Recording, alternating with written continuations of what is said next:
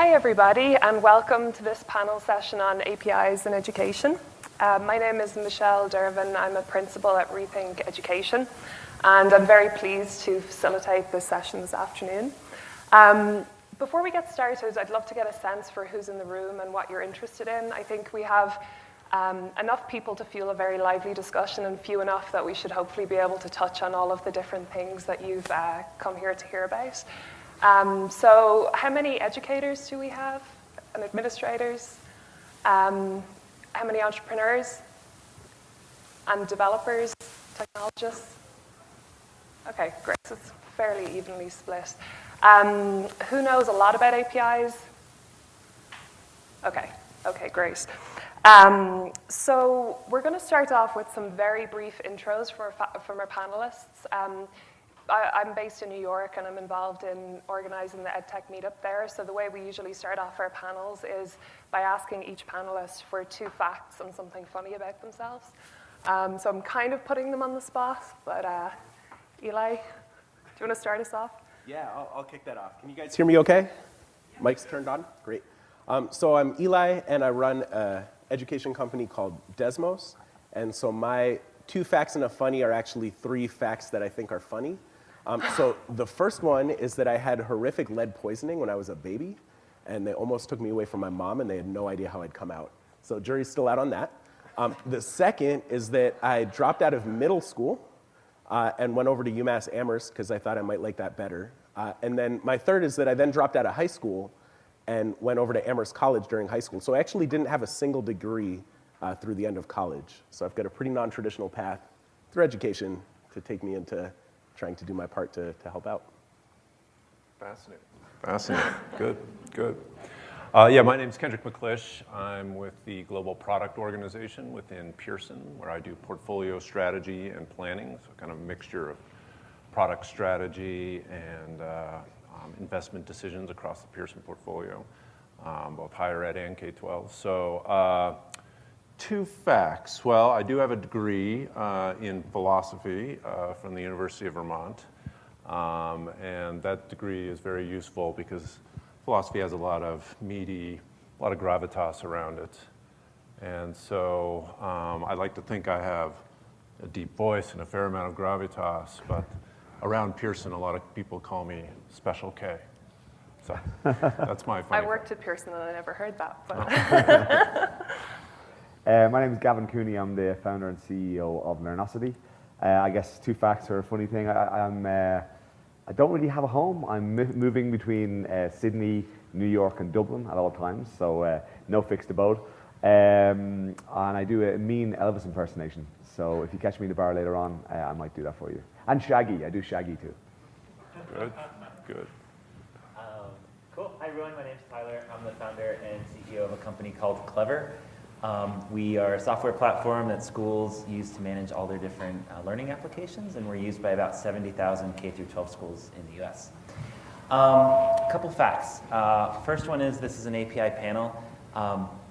My company is an API. In fact, that's all we are. We're not anything else. So for a lot of companies, API is like something you build on or whatever. We are only an API, and that's kind of been that way since the beginning. Second fact about me, I recently became an Italian citizen about a month ago, which is about a 3-year journey. And growing up, my third fact is that I had a gaggle of alpaca in my backyard growing up. Was that in Italy? Not in Italy, no. great. So before we dive right in, I know a lot of people are comfortable with APIs, but some people didn't put up their hands. So just do a quick level set, and I'll channel Jennifer Aniston and say, here comes the science bit. So API stands for Application Programming Interface. It basically, at the kind of, the most simple level, allows one application to talk to another and to share data back and forth. And it's used by technology companies as a way to open up their functionality and data to others. And as consumers in our daily lives, we're very frequently using solutions and services and systems that rely on APIs. So Uber is a very good example of that. It uses Google Maps via API, and also Checker for background checks and Twilio for text messaging. So today, obviously, we're going to talk about APIs within the education ecosystem. So Tyler, Gavin, and Eli, you all run companies that are obviously all about APIs. So curious to hear from each of you about what you see as the primary benefit that APIs can deliver to students and to schools. Sure. If I think about, so API is just the way two computers talk to each other. That's actually an interview question at Clever when people join. They have to actually be able to describe what an API is. And all we're looking for is a way for two computers to talk to each other. Some people Would you hire me? Way more complicated. Absolutely, yes, I'd be hired. And so I actually think focusing on the APIs is the boring part, because it's almost like the implementation, like how is it happening? And the more interesting question is, why do two computers need to talk to each other? Like, what is happening over here that needs to be known over here? And I actually think most companies shouldn't build APIs because the way that I think that if you go to the problems, you should be looking at, well, what are people doing today that is really manual and painful, but it's so important that they're willing to do it anyways? And then over time, you could begin to automate those sorts of processes, and an API would be one of the ways that you could do that. And so that's how I think about APIs, and that is what led us to Clever. We looked at what school administrators were having to do when they wanted to use learning software, which was send CSV files of student data in all these different places and try and manage that. And they were doing that already, and so we came in and said, well, maybe we could automate that process with an API. And that's been, that was now we have a highly used API, so it's been really successful. But that's how I think about APIs, and that's how I would encourage most companies to think about APIs, is just look at what people are already doing, and an API might be a way to automate that. And when it comes to, there's two types of APIs, like you kind of said in your intro. There's the interoperability API, like you do, and you're primarily using it to let computers speak to each other. And then Eli and I have different type of API companies. We, and I don't want to speak for Eli, of course, but we have functionality APIs. We add functionality to other people's products. We're more akin to something like, say, a Google Maps API that you can see Uber's built on, and Lyft is built on, and Hotels.com is built on, and Bookings.com is built on. And it's the same map, but there's an overlaying layer of functionality on top of that. So we're kind of a functionality API as opposed to data interchange. Yeah. Going back to your question, the benefit for teachers and students and schools and education in general, ultimately we think we can create better products because companies don't have to kind of reinvent that wheel. It's a great leveler. I see myself in a grandiose way as democratizing education, providing this functionality to both the massive companies like Pearson and smaller startups. They can both benefit from that functionality and go from there. So ultimately we create better products that have expanded feature sets and there's kind of more choice for consumers. And I personally am trying to raise that bar for what is acceptable as an education product and hopefully let the whole industry rise with the tide of the innovation in one company because we can kind of go, any API provider can go a mile deep and an inch wide on one particular task, which makes no sense for any one consumer to do. Yeah, so Gavin, you can speak for me whenever you want. That was perfect. And I'll continue on that pattern that I think the advantage for the end users, for the teachers and the students, is that the companies are able to focus and do much better work with many fewer people. So this is true of all of the companies that don't have to build CSV export because Clever exists. And this is true because when a partner comes to us and they say, we love your graphing calculator, we want to have items that grade themselves and fit into our system. And now we can say, actually, a company does an incredible job of that. That's Learnosity. You can work with the two of us together, and we can just focus really hard on making the very best experience for graphing for students and teachers. And it lets a pretty small company, we're a 17-person company, deliver a huge amount of value across a bunch of different applications because we don't have to do everything. And I think that ends up benefiting the people at the end so much. Great. And Kendrick, interested to hear from your perspective. Obviously, Pearson is one of the world's largest learning companies. And how do you guys leverage APIs to better serve students and schools? Right. Well, we know that in education, teaching, learning, it's a team sport. The administration of education and all the folks involved, there's just so many different pieces of the puzzle that need to come together to drive learning. And so we'll use APIs so that we can bring systems together to build better products on top of available functionality so that the information can support students better to support institutions better. So APIs are the way that we help stitch together and make seamless experiences and ultimately solutions for customers, the combination of all those products. Got it, great. So you guys have highlighted a number of the benefits or potential benefits for students in terms of interoperability, a more seamless user experience, expansion of the features that are available to students, and then making best-in-class features available also.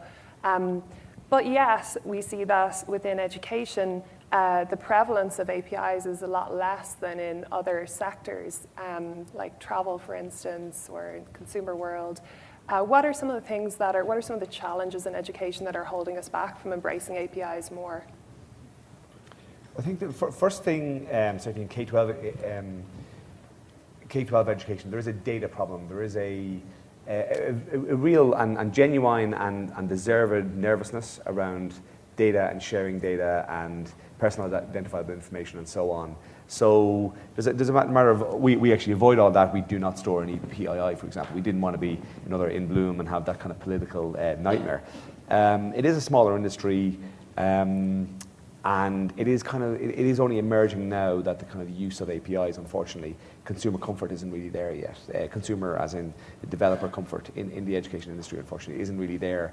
It's just a small. I think it'll happen, but I think education tends to follow more mainstream and consumer industries, and it's not quite up to scratch when it comes to these things. It's a little bit behind, and I think it'll come. I think one of the reasons for that is APIs are hard. The state of the art when we founded Clever in 2012 for these companies sharing the student data was to create SFTP servers and move back and forth CSV files, and even that was too challenging for some companies back then. And APIs are harder than that. APIs to build and maintain, and also to consume an API, whether it's a feature API or a data API. It is technically more challenging. It's technically better. It can be more real time. It can be more stable over the long term. But it's hard, and not all companies, are back in 2012 were ready to embrace APIs. I remember we got a lot of weird looks when we told people we were building an API. Now they're becoming more mainstream, and I think a lot of people, especially engineers who have worked on things like Facebook or integrated with Instagram or whatever, they've got much more familiarity now than there was a few years ago. But it is the heart of Silicon Valley. These APIs, in consumer products, it is the heart of what they do, and it is early stage in edtech. And I think companies like Learnosity and Clever have kind of blazed a trail for other API companies to come along.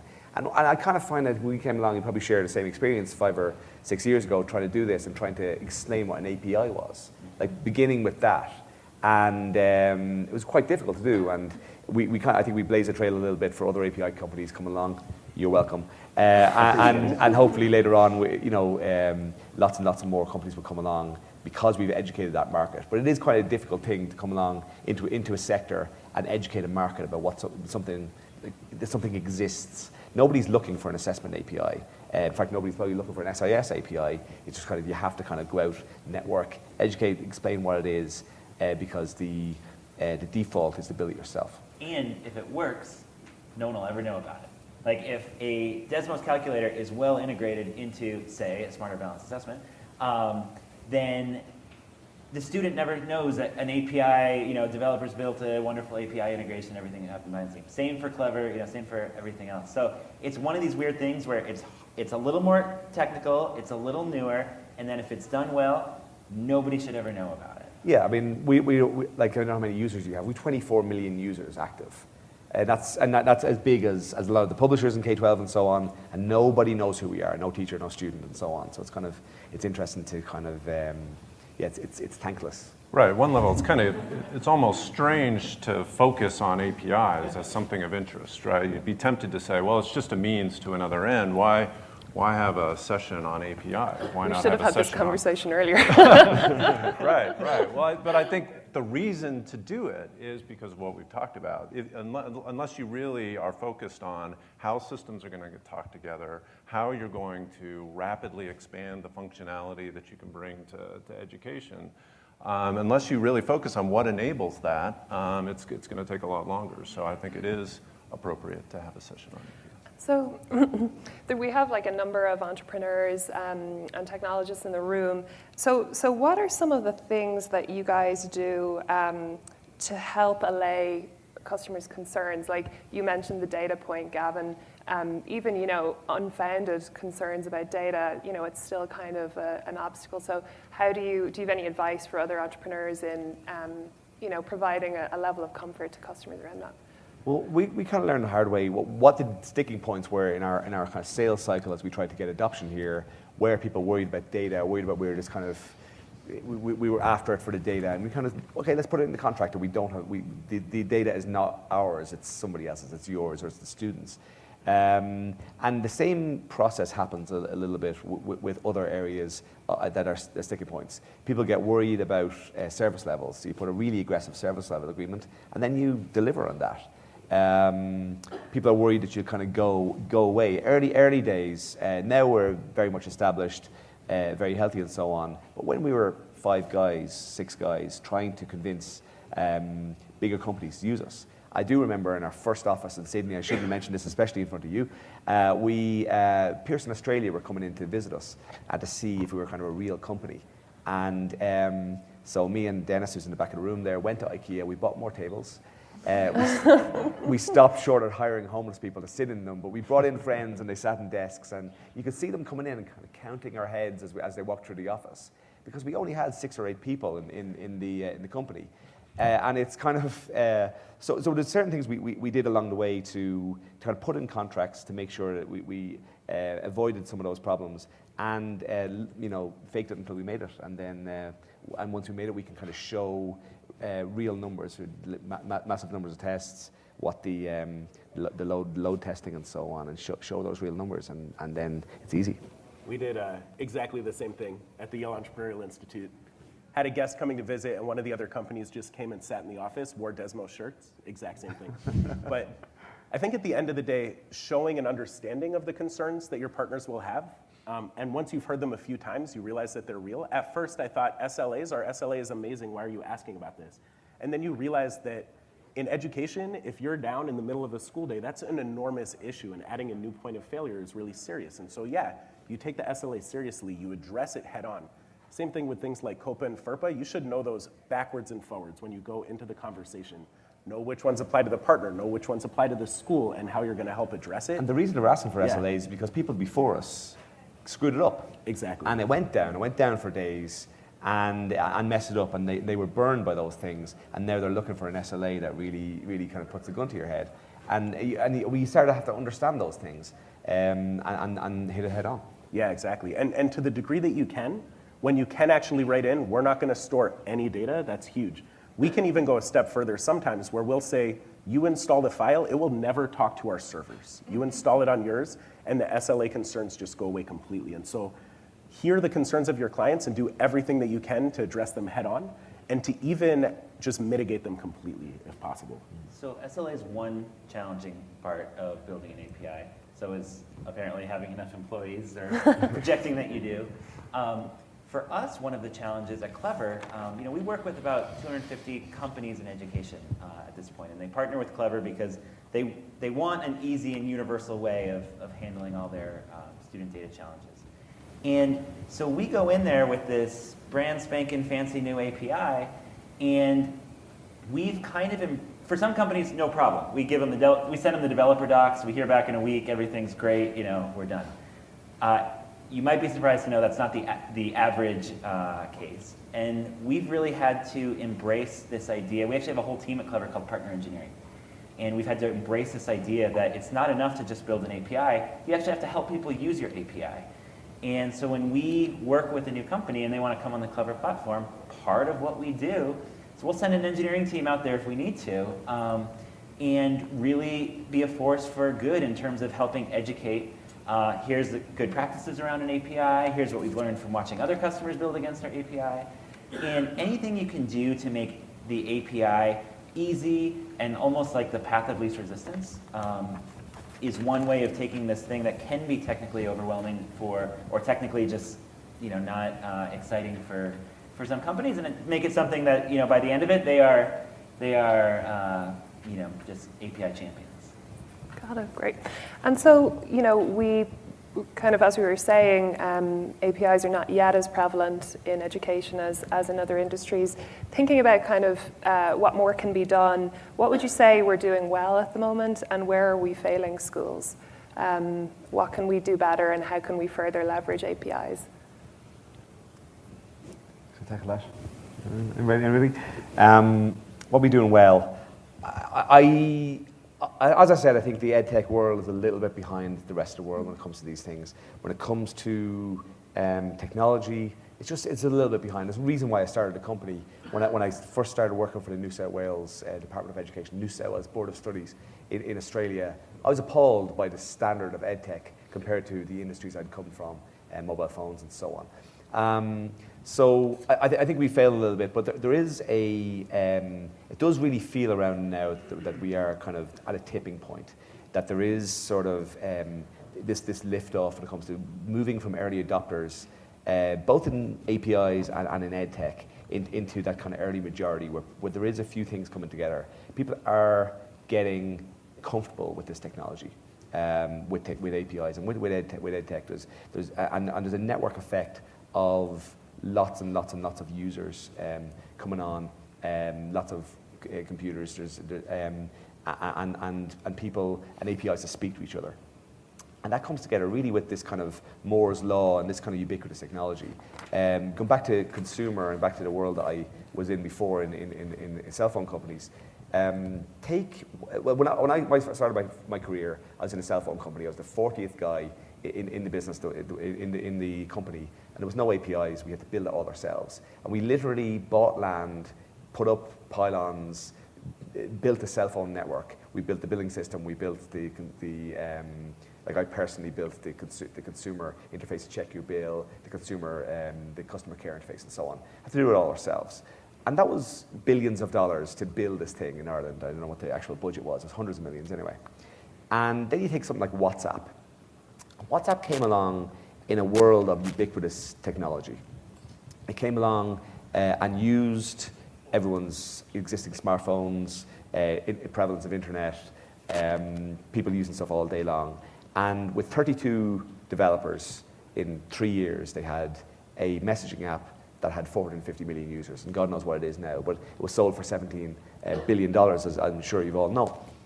The point I'm making is they existed in a world of ubiquitous technology and consumer comfort and that network effect, and were able to blow up really, really quickly and get there, and they used APIs to do so as well, Amazon Web Services and so on. Where edtech is now getting there, where we're now in a world of ubiquitous technology, where we can use APIs to build out products, where consumers have computers all of a sudden, and hopefully it feels a little bit like it's a tipping point. Got it. Okay, great. So shifting gears a little bit, we've talked a lot about potential benefits for students and for schools. Now let's talk a little bit about edtech companies. And in particular, what are some of the kind of common API business models that you're seeing in edtech? What do they look like? Sure, I can start. So common business model. I don't know if APIs are ubiquitous enough, but I bet we can share a few examples on this stage. So Clever's core business is fundamentally a data API. Our business model is that applications pay to be part of the Clever ecosystem. So applications pay, and we do it on a per school basis. So basically, the more they use the API, that is the biggest driver of the cost of the API. And it's similar, but not quite. You look at major consumer APIs like Twilio or things like that. Some of them are even more fine-grained than that, like literally, pay for the text message or pay by the API call. And so this pay, API business model, which is based on usage, is a pretty common pattern, and it's one that we use at Clever. I think it. Oh, go ahead. Well, I mean, it's pretty common for larger systems or full applications to need to embed an API that would serve integration purposes into their costs. It's table stakes to show up to an education institution and be able to integrate into the SIS or be able to talk to different systems. And so in a lot of ways, it's an embedded cost that everybody has in their software development. That's probably the most common from an application point of view on an API. Yeah. As we said, I mean, there's two main ways. You can either align it to the revenue of your customer, or you can align it to the usage and, in theory, the value your customer is getting from it. And also, in terms of the functionality and so on, there's basically two ways of making money in business. There's bundling and there's unbundling. So at Learnosity, so far at least, every single feature is bundled into the price, and you don't pay extra if you're using more question types or more reports or whatever it is. But you can start unbundling these things as well, and you can start kind of you pay 1 penny for this report, you pay 2 pennies for these reports, and it kind of adds up along the way. It's kind of just, in terms of business models, they're the two axes you can go on, I believe.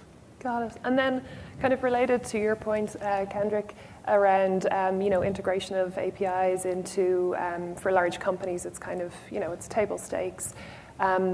Interested to hear how you think about the kind of build versus buy decision when it comes to APIs. The point that I can't remember Eli made earlier was that, when you integrate an API for a certain feature into your system, you're getting something that is just the sole focus of that company. They're just like completely focused on this particular feature and upgrading it all the time and updating it and everything.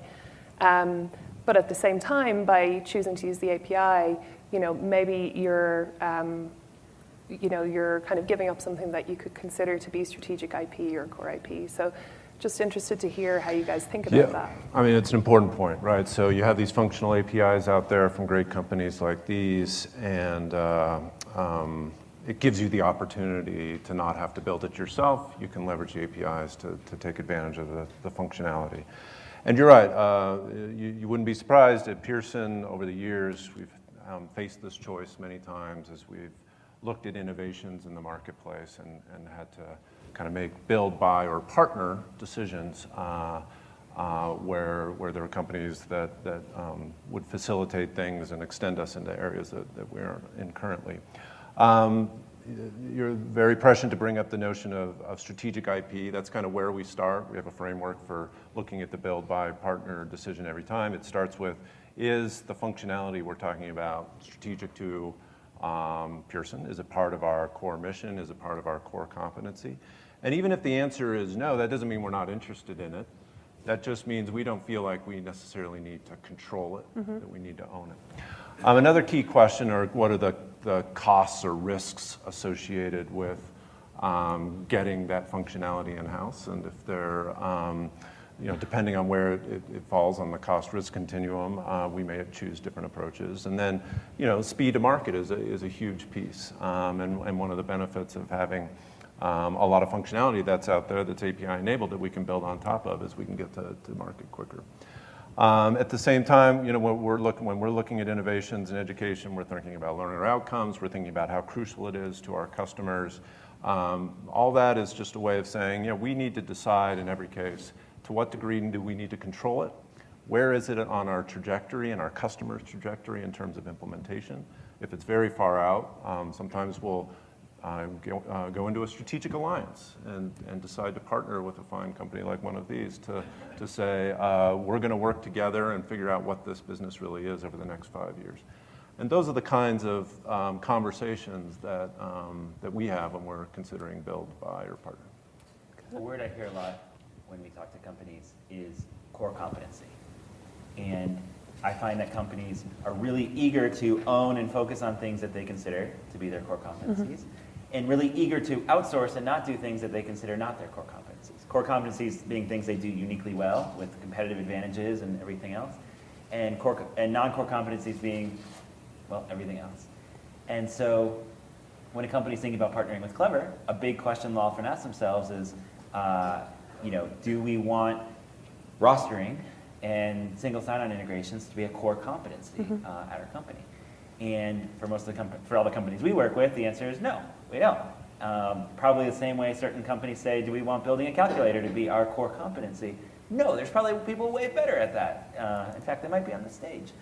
And so I think that is the question that most companies, when they're doing this build by partner analysis, the word core competency comes up, and it's like, what do we want to own, and what do we want to partner with someone who does this thing really, really well? Yeah, that's a part of it. It's also, is it a commodity?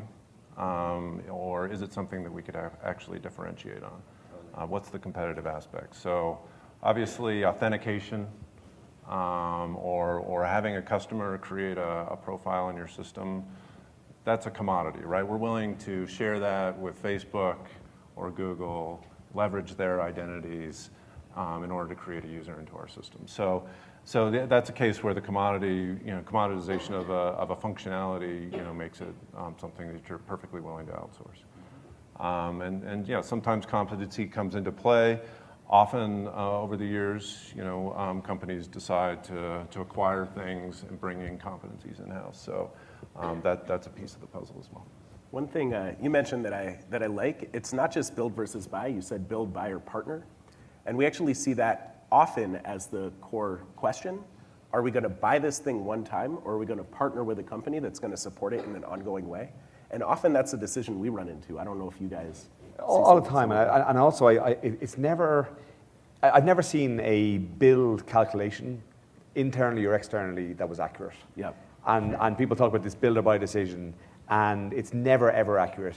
So the developer, when you ask him how long it's going to take, depends how much he wants to do the task, how fun he thinks it's going to be, whether he tells you it's going to be 6 months or 6 weeks. It's never ever accurate. It can overrun, and also it becomes kind of an emotive decision. I talk about this a lot, where on day one, not a line of code has been written. It's a pretty simple build or buy decision when it comes to kind of cost benefit. You do an Excel sheet, you work out what it's going to cost you to build it, what it's going to cost you to license it, and you kind of pick the lowest cost, for example. But once one line of code is written, somebody has to kind of admit that they were wrong in starting that project, and they have to undo something and change direction and give up a bit of pride in doing that, and becomes this kind of illogical and an emotional decision, which we've seen so many times, and just kind of it's pride. And it's interesting, people coming back 6 months later kind of with their tails between their legs saying, right, we tried to build it, we couldn't, and now we've missed a year. And they come back and they buy from us later on. That's happened a number of times. The other way that I think costs are often just underestimated for build is not thinking about maintenance. And so we will frequently have a company that comes to us 3 years into the 7-year cycle for a product, and they say, Chrome just shipped an update, and now this thing doesn't work, and we can't get in touch with the person who built it. Mm-hmm. There's one of the big advantages that you get from working with a company that's super focused is that they are always updating. Like with us, any problem that a partner will see, we will see first because of all of the people who use it through our site. We see every combination of crazy browser hooked up to crazy smartboard with crazy plugin running. We'll see that early and we'll fix it. Whereas you maybe can't incorporate that into your projections when you're thinking about what the actual all-in cost is. Tech debt is always forgotten in these things. Tech debt, hosting, support in an emergency, these things are completely disregarded when it comes to that build or buy decision, often to the detriment of the proper decision.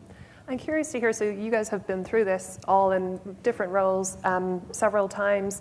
So from the kind of API provider perspective, when you know that a build by partner analysis is going on a potential customer, like, is there any advice that you have, anything that you can do to kind of help allay concerns or, ultimately get to an outcome that's favorable? The best thing I've found there is to have a partner that went through that decision in the past, ran into a surprise in what it was actually going to cost, and is willing to talk to this new partner. You can't always find that, but every time you can get that person on the phone, they're like, we did this exact same thing. It was a mistake. That helps a lot. That's good. Yeah, I think building win-win sort of arrangements with your partners, so that you can see a joint goal that you're both going to work towards and you're both going to benefit, and that kind of helps mitigate some of the pride aspects. It's like, we'd be okay to not build this as long as we see a clear path to achieving our goals, whether it's student outcomes or profit or whatever it is. So that building a good win-win relationship model for your partners is a critical piece of that. One thing someone once told me about RFPs in general, not district RFPs, but just out in the world, is they said at least half of RFPs are written with a company in mind. Only half? Three-quarters? Maybe more. 7/8. And it's like by the time you're reading the RFP, like you are too late. And I think there's a nugget of wisdom in there, which is that so much about this is about relationships.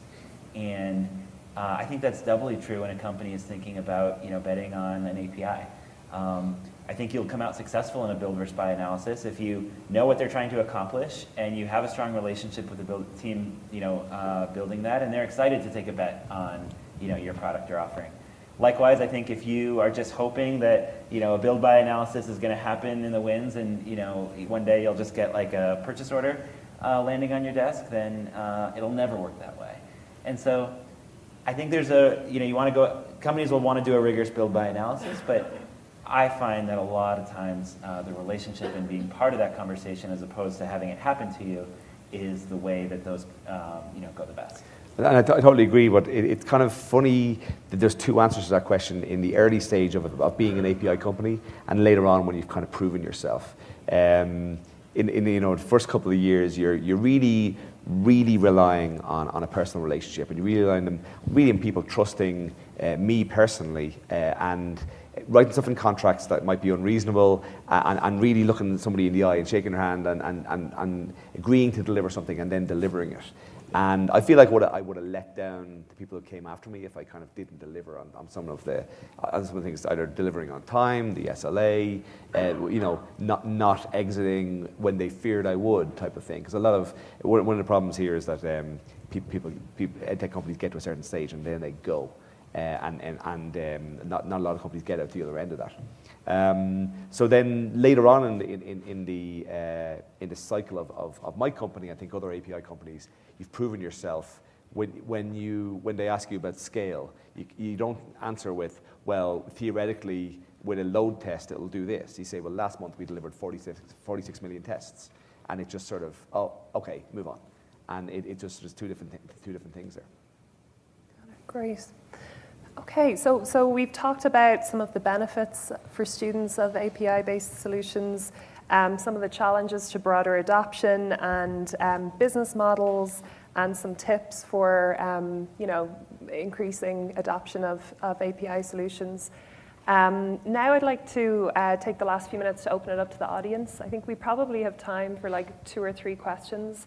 And I believe there's a microphone at the back of the room. Nobody's brave enough. Any questions? One brave person in the front. Let us know.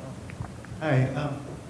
Given that producing an API is a pretty sizable investment, and you may have an intuition about being able to win those build versus buy comparisons, what kind of market research did each of you do to really take the plunge? Well, I'll start with that. We were really interesting startup and interesting edtech startup in that we didn't have any money and we were bootstrapped. So we could not afford to do anything that wasn't just on message, that didn't deliver value right away. So our first few customers had to pay, really put their hands in their pockets and pay for development of certain things.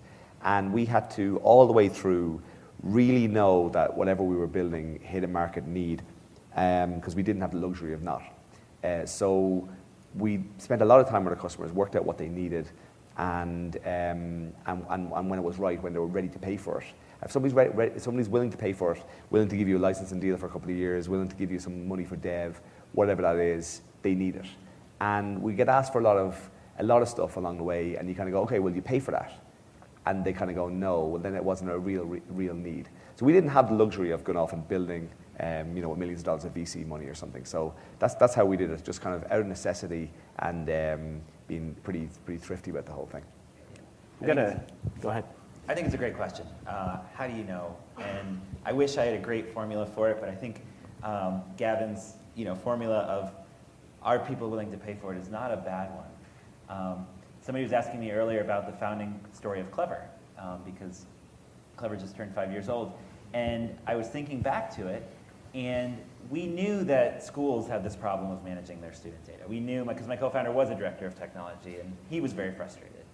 But it wasn't until we went to a Startup Weekend EDU event in San Jose where we ran into Mick Hewitt, if anyone knows him, the CEO of Mastery Connect. And we were saying, hey, we're really frustrated with this problem of integrating products with student information systems. And he said, me too. I'm really frustrated with this.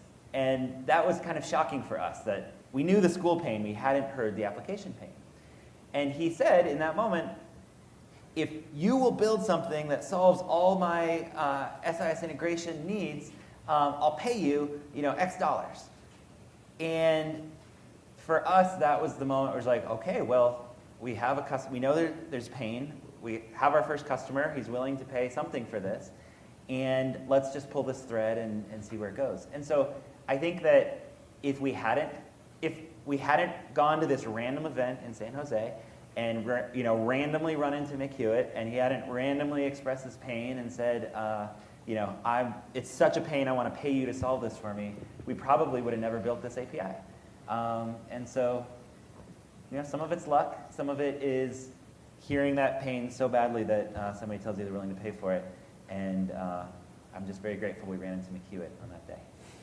So I'm going to take a controversial stand on this one and go against something you said at the beginning. Don't build an API. I actually think building APIs is an amazing way to build products. I don't know if you guys have heard about Jeff Bezos. This is back when he saw that they were getting beaten by some of these other larger players in the cloud in particular. And he made this decree down the whole company. He said, everything you do is an API. Everything needs to communicate through an API. And it had this massive impact on Amazon, and it made every part of it better. So we didn't actually start with an API, but now every single product that we add, when we made our scientific calculator, our four-function calculator, our geometry tool, the second thing we build after the product is the API to the product. And we always design with that in mind. And it forces you to build products that can intercommunicate and that do have really nice interfaces and that have clean code. I think even if you're just going to use it internally, APIs are an extremely valuable thing to design around. Great.